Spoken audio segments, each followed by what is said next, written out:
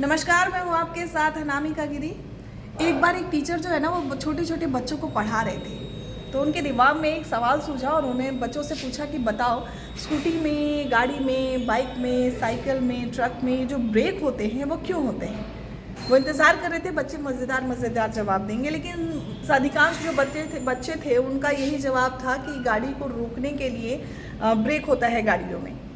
फिर टीचर ने जो कहा वो बहुत काम की बात थी, इसलिए मुझे लगा कि ये बात आप लोगों तक पहुंचनी चाहिए। टीचर ने कहा कि गाड़ी में जो ब्रेक होता है वो रोकने के लिए नहीं होता है। गाड़ी में जो ब्रेक होता है वो इसलिए होता है ताकि हम गाड़ी को स्पीड से चला सकें, और मुझे ये बात बहुत सही लगी। अगर गाड़ी में ब्रेक नहीं होता तो हम चलाने से पहले ये सोचते कि हमारी गाड़ी रुकेगी कैसे।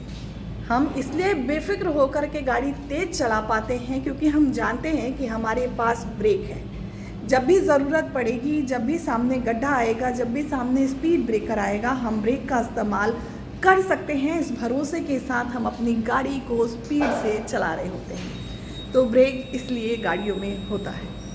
अब ये बात समझने वाली इसलिए है, कहानी सुनने वाली इसलिए है क्योंकि हमारी ज़िंदगी की जो गाड़ी रफ्तार से चल रही होती है उसमें हमारे बड़े बुज़ुर्गों की बातें ब्रेक की तरह होती हैं। हमें विश्वास होता है कि हमारे बड़े बुज़ुर्ग जो हैं, जब सामने गड्ढा आएगा, ज़िंदगी में कोई परेशानी आएगी, तो वो हमारी हरकतों पे, हमारे विचार पे रोक लगाने का काम करेंगे, जिससे हम गड्ढे में जाने से बच सकेंगे।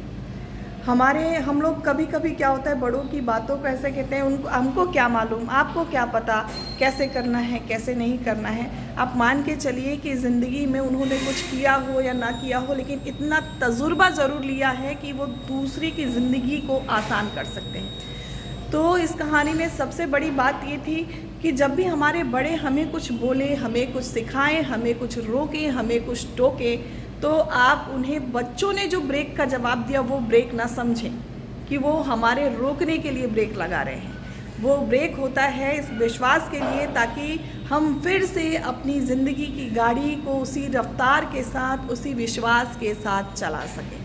कहानी बहुत छोटी थी, लेकिन ब्रेक को समझने का नज़रिया अपना अपना है और अलग अलग है।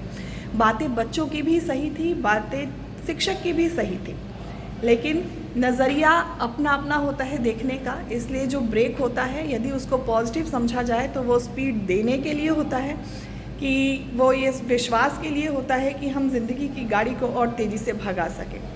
और बच्चों की जो बातें थी वो भी सही थी, लेकिन उसमें नकारात्मकता थी कि ब्रेक हर जगह रोक लगाने के लिए होता है।